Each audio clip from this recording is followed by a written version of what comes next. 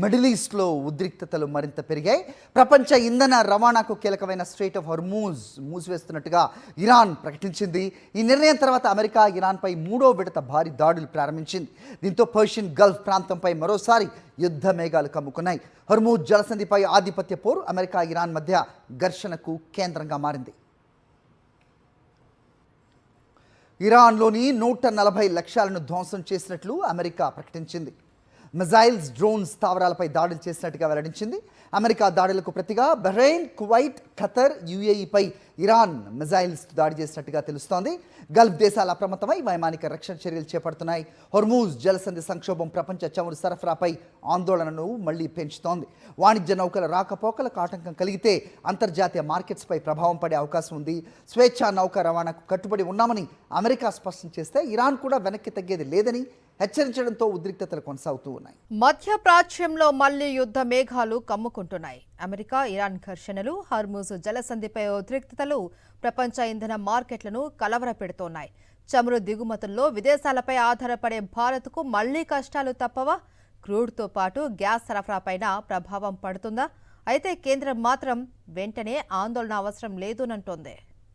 Middle east ఉద్రిక్తతలతో భారత్లో ఇంధన భద్రతపై మరోసారి చర్చ మొదలైంది.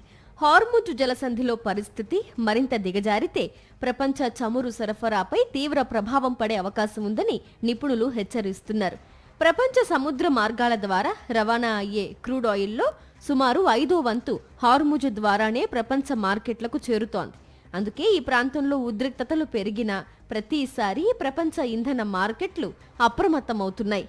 అయితే భారత్కు తక్షణ ఆందోళన క్రూడ్ కంటే గ్యాస్ విభాగంలోనే ఎక్కువగా ఉందని విశ్లేషకులు చెబుతున్నారు.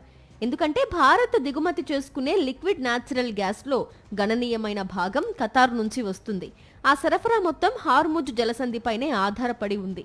ఇప్పటికే కొన్ని ఎల్ఎన్జీ ట్యాంకర్లు ప్రయాణాలను వాయిదా వేయడం, మరికొన్ని భద్రతా కారణాలతో మార్గాలు మార్చుకోవడం అంతర్జాతీయ షిప్పింగ్ రంగంలో ఆందోళన కలిగిస్తోంది. అయితే ఇప్పటికిప్పుడు ఇండియాలో ఇంధన సంక్షోభం తలెత్తే ప్రమాదం లేదని కేంద్ర ప్రభుత్వం చెబుతోంది. దేశంలో ప్రస్తుతం 76 నుంచి 80 రోజులకు సరిపడా క్రూడ్ ఆయిల్, ఎల్పీజీ నిల్వలున్నాయని పెట్రోలియం మంత్రిత్వ శాఖ చెబుతోంది. వ్యూహాత్మక పెట్రోలియం నిల్వలు, రిఫైనరీల స్టాక్స్, ఆయిల్ మార్కెటింగ్ కంపెనీల వద్ద ఉన్న నిల్వలన్నీ కలిపి దేశంలో 80 రోజుల అవసరాల్ని తీర్చగలవని కేంద్రం చెబుతోంది. హార్ముజ్ జలసంధి 1 నెల రోజుల పాటు పూర్తిగా మూసేసినా భారత్ తట్టుకోగలదని కేంద్రం ధీమాగా ఉంది. ఎందుకంటే కొన్నేళ్లుగా Russia, America, Africa, Latin America వంటి దేశాల నుంచి క్రూడ్ దిగుమతులను పెంచింది ఇండియా. అంతేకాదు మొజాంబిక్ నుంచి అదనపు ఎల్ఎన్జీ, అవసరమైతే యుఏఈ నుంచి అదనపు ఎల్పీజీ కార్గోలను కూడా కొనుగోలు చేసేందుకు ఏర్పాట్లు చేసింది. అయితే ప్రమాదం మాత్రం పూర్తిగా తొలగిపోలేదని అంటున్నారు ఎనర్జీ రంగ నిపుణులు. భారత్ తన క్రూడ్ అవసరాల్లో అధిక భాగాన్ని దిగుమతుల ద్వారానే తీర్చుకుంటోంది.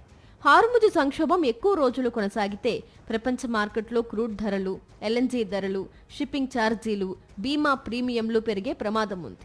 ప్రస్తుతానికి భారత్కు ఇంధన కొరత తలెత్తే పరిస్థితి లేకపోయినా మిడిల్ ఈస్ట్ ఉద్రిక్తతలు దీర్ఘకాలం కొనసాగితే క్రూడ్, గ్యాస్, ఎల్పీజీ ధరలు భారీగా పెరుగుతాయి.